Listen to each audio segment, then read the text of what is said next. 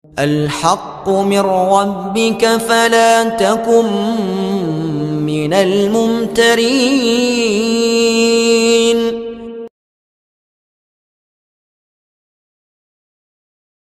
Dukun dakwah Al-Haqqu TV, pembangunan asrama, panti asuhan dan pondok pesantren Al-Haqqu, serta pembangunan Masjid Islami Center Al-Haqqu.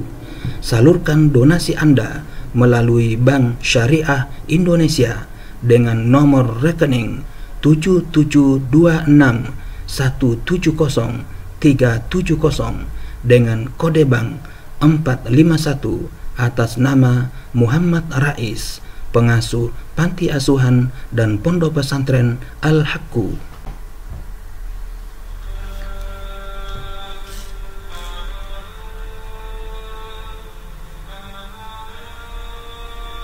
Kisah ke-21. Aku harus bilang apa, nak? Wanita itu tiba di perbatasan setelah melakukan perjalanan yang melelahkan. Dalam perjalanan itu, dia merasakan penderitaan yang sangat berat. Dia berhenti di kejauhan untuk merenungkan gunung-gunung yang tinggi yang menjulang dengan puncaknya yang diselimuti oleh salju putih.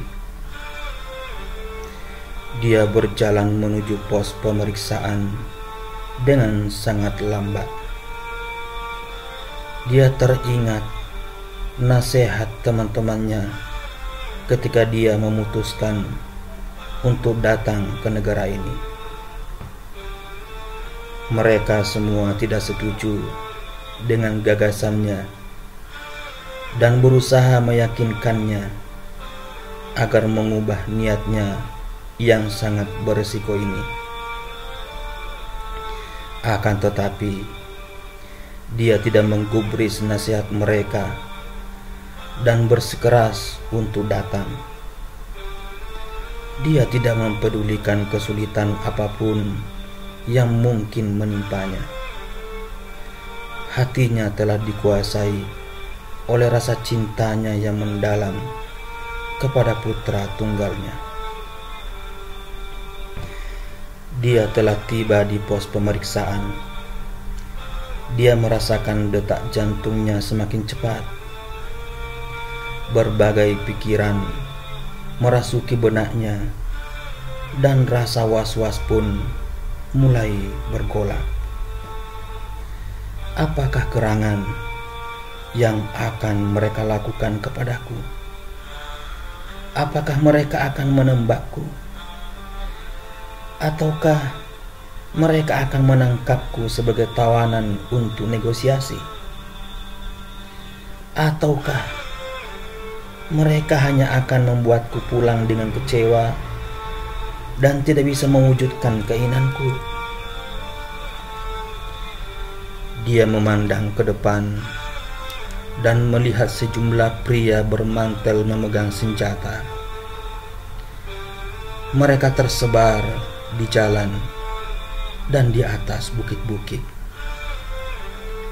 Dia merenungkan wajah-wajah mereka, lalu karakter mereka yang memusnahkan rasa aman dan ketenangan. Dia dihampiri oleh seorang pemuda yang berjenggot lebat lagi hitam. Pemuda itu tersenyum kepadanya dan berseru, "Silakan lewat sini, Bu." Wanita itu pun melangkah maju sambil menengok ke kanan dan ke kiri. "Ada yang bisa saya bantu, Bu?" Wanita itu memandangnya dengan sorot mata yang sedih.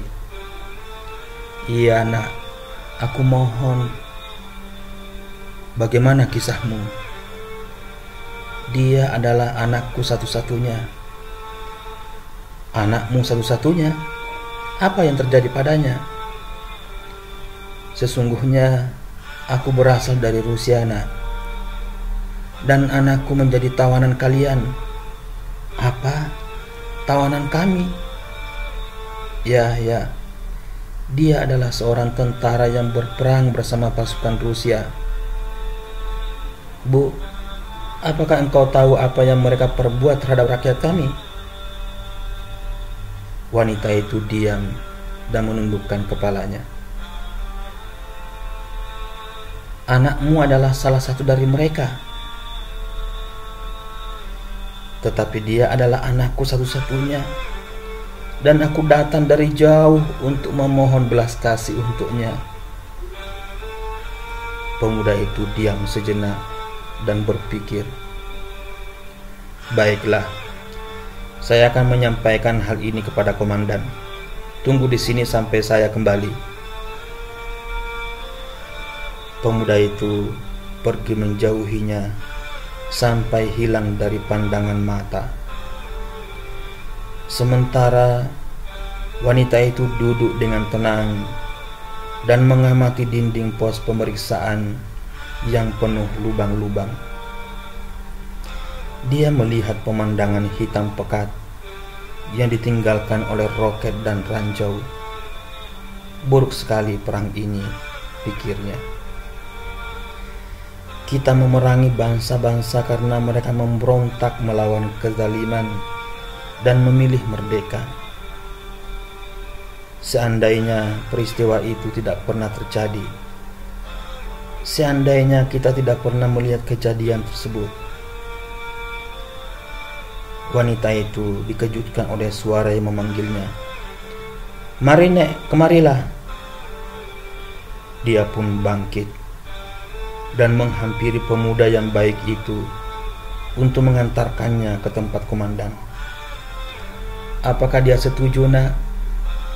Apakah dia mengizinkan aku melihat anakku? Jika dia masih hidup, engkau akan melihatnya insya Allah. Sungguh, aku sangat berterima kasih kepadamu, Nak. Berterima kasihlah kepada Allah, Bu. Wanita itu berjalan bersama anak muda tersebut menuju sang komandan. Dia berhenti di depan seorang pria tinggi besar yang berpenampilan sebagai pejuang yang tangguh. Wanita itu memohon agar mengizinkannya untuk melihat anaknya. Dia menyebutkan nama dan ciri-ciri anaknya. Sang komandan meminta wanita itu tinggal bersama keluarganya sambil menunggu proses pencarian anaknya di antara para tawanan yang tersebar di tempat-tempat persembunyian di gunung-gunung. Wanita itu tinggal dalam lindungan keluarga Jesnya yang baik hati dan dermawan. Dia melihat sebuah model kehidupan yang aneh dan belum pernah dia lihat sebelumnya. Dia merasakan kehidupan baru yang penuh kebahagiaan dan kenyamanan, kendati dalam suasana yang penuh kesulitan dan kesedihan. Dia menunjukkan kekaguman yang sangat dan ketakjuban yang menguasai hatinya karena melihat kekompakan yang luar biasa dan kerja keras yang menakjubkan dari semua anggota keluarga. Pada sore hari yang kedua, sang komandan kembali ke rumahnya dan menemui wanita itu sambil tersenyum.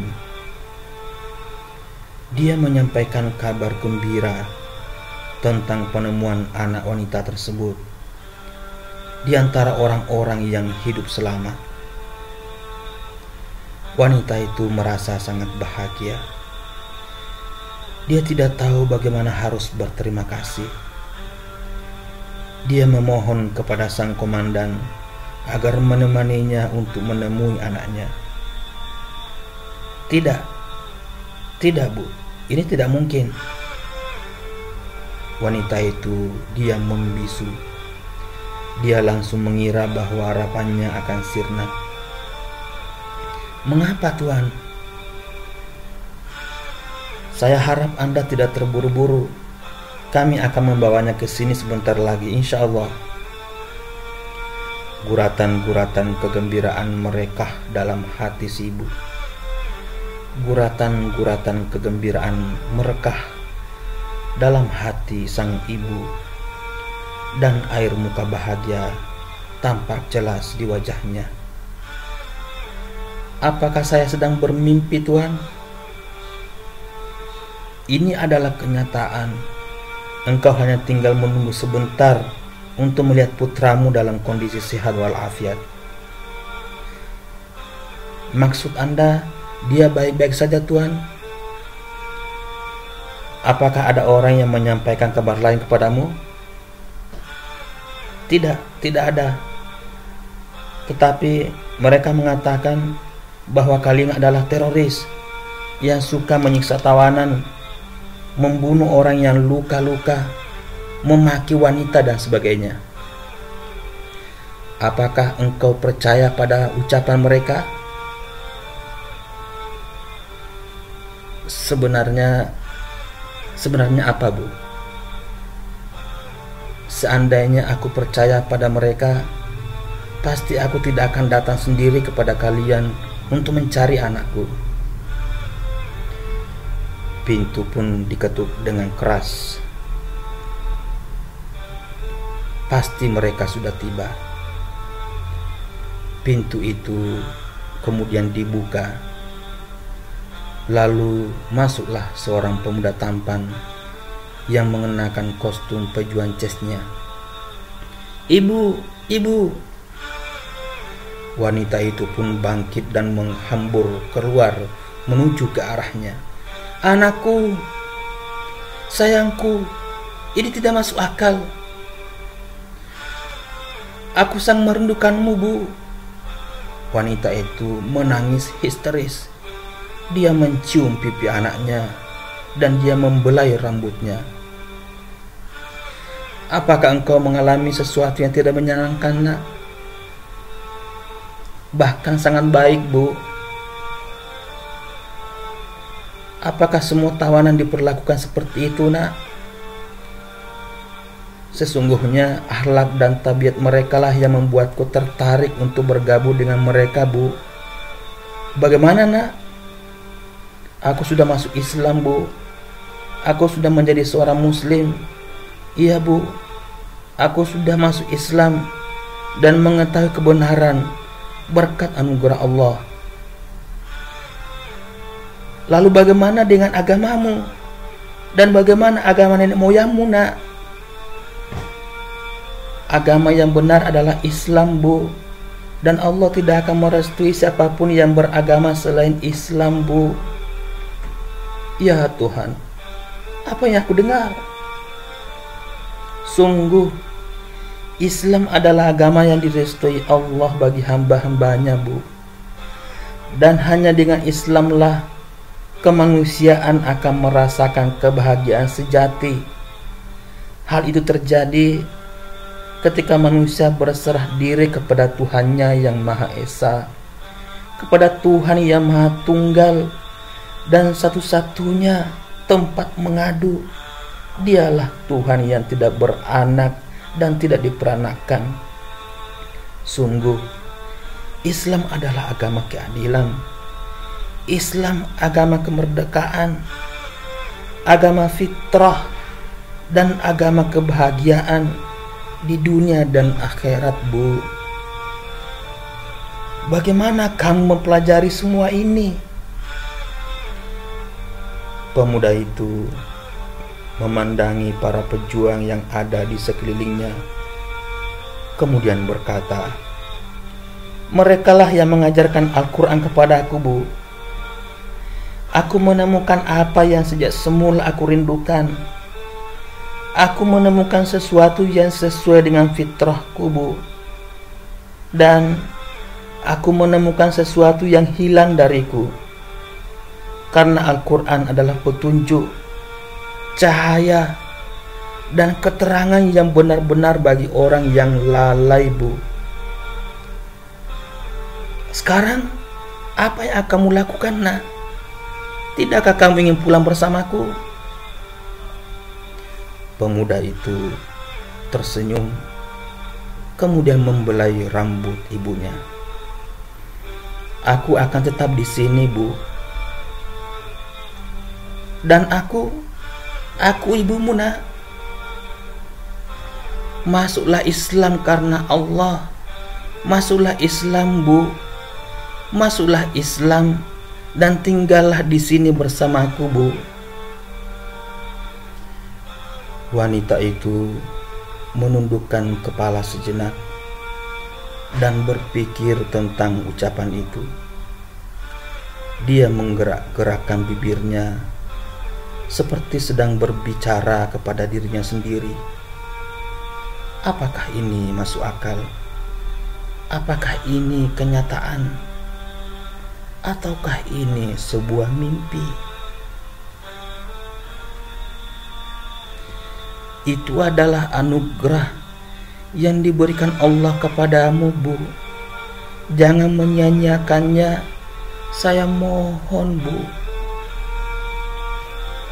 Wanita itu mengangkat kepalanya dan memandangi wajah anaknya.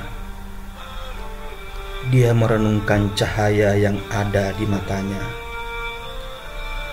Sementara air mata mengalir deras di pipinya. Dia teringat perlakuan yang dia terima di dalam keluarga komandannya. Dia memikirkan semua yang pernah dia dengar sebelumnya tentang para pejuang. Mereka digambarkan oleh media massa di negaranya sebagai teroris yang ganas. Gambaran itu dia bandingkan dengan apa yang dia lihat dengan mata kepalanya sendiri di pegunungan Chechnya. Dia menghampiri anaknya dan tersenyum kepadanya dengan penuh kasih sayang. "Aku harus bilang apa, Nak, untuk masuk ke dalam agama Islam, anakku?"